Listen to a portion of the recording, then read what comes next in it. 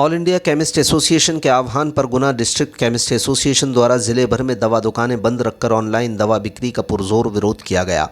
इस देशव्यापी आंदोलन के समर्थन में गुना जिले के 700 से ज़्यादा मेडिकल स्टोर्स दिन भर पूरी तरह बंद रहे, जिससे दवा व्यापार ठप रहा। कई मरीजों को भी भारी परेशानी का सामना करना पड़ा। दवा विक्रेताओं ने सुगन चौराहे पर इकट्ठा होकर विरोध प्रदर्शन किया। अपनी एकजुटता और विरोध जताने के लिए सभी विक्रेताओं ने हाथों पर काली पट्टी बांध रखी थी। प्रदर्शनकारियों का कहना है कि ऑनलाइन बिकने वाली दवाओं की प्रामाणिकता, भेजने वाले की पहचान और गुणवत्ता पर गंभीर सवाल उठते हैं। इसके अलावा ऑनलाइन माध्यम से युवा आसानी से दवाओं का ऑर्डर दे देते हैं, जिससे समाज में नशे की प्रवृत्ति को बढ़ावा मिल रहा है। प्रदर्शन के आखिर में दवा विक्रेताओं ने जिला कलेक्टर के माध्यम से प्रधानमंत्री नरेंद्र मोदी के नाम एक ज्ञापन सौंपा, जिसमें ऑनलाइन दवा व्यापार पर तुरंत रोक लगाने की मांग की गई। विरोध का बड़ा असर उन लोगों पर देखा गया जिन्हें एक दिन पहले हड़ताल की जानकारी नहीं थी और वो दवा खरीदने पहुंचे, जब उन्हें पता चला कि मेडिकल की दुकानें बंद हैं। हालांकि जिला प्रशासन ने परेशानी को कम करने के लिए अस्पतालों में संचालित मेडिकल स्टोर्स और जन औषधि केंद्रों को खुलवाया था, लेकिन अधिकांश मर्ज की दवाएं यहां उपलब्ध नहीं हो सकीं। संगठन के द्वारा एक दिन का बंद का ऐलान किया गया है। यह बंद ऑनलाइन दवा व्यापार के विरोध में है। कहीं ना कहीं पिछले कई वर्षों से संगठन सरकार से मांग कर रहा है कि ऑनलाइन के द्वारा जो दवा की सप्लाई की जा रही है वो गलत है और ये नियमों के अधीन नहीं है।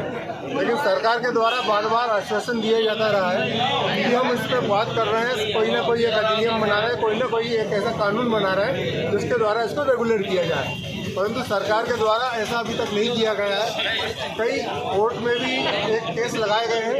उन कोर्टों में भी हमें स्टे मिला हुआ है, संगठन को स्टे मिला हुआ है कि ऑनलाइन व्यापार नहीं चलेगा, परंतु सरकार उस पर ध्यान नहीं दे रही है। जब पानी सिर से ऊपर निकल गया तब ऑनलाइन संगठन ने एक दिन का सांकेतिक बंद के लिए आह्वान किया था। आज पूरे देश में दवा की सभी दुकानें 24 घंटे बंद रही। ऑनलाइन व्यापार से क्या आम लोगों के लिए दुष्परिणाम है? क्या उनको ऐसी चीज़ें झेलनी पड़ सकती हैं आम व्यक्ति के लिए? कहीं ना कहीं ऑनलाइन व्यापार से निश्चित रूप से हमारे अस्तित्व पर संकट है। हमारे यहाँ जो वर्कर काम कर रहे हैं उनके परिवार पर संकट है, क्योंकि जब हमारा ही दुकान नहीं रहेगी तो उनका परिवार कैसे चलेगा।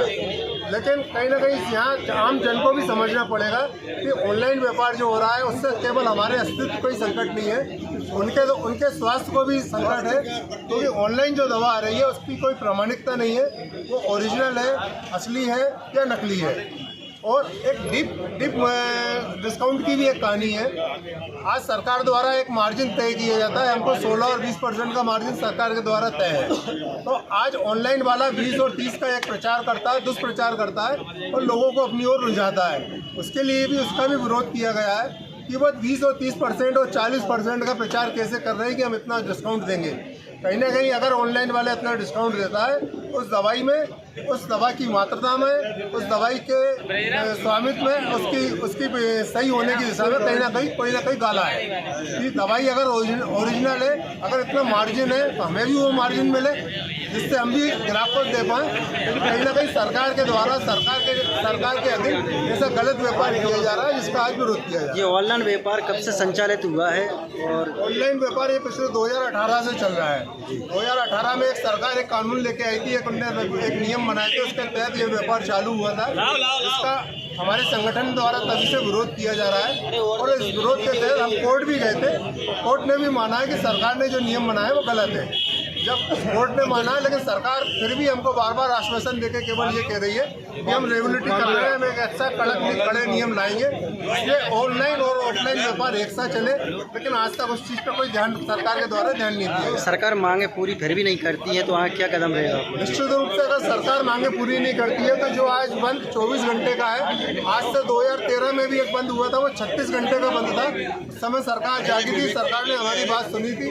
निश्चित है अगर सरकार आज नहीं जगती है तो ये बंद 24 घंटे से बढ़ के 36 और 60 घंटे तक का भी बंद हो सकता है। किसके नाम ज्ञापन दिया जा रहा है? आज प्रधानमंत्री के नाम ज्ञापन दिया जाएगा कलेक्टर महोदय के द्वारा। आपका शुभ नाम? मैं प्रद्युमन जैन, अध्यक्ष गुना जिला केमिस्ट एसोसिएशन।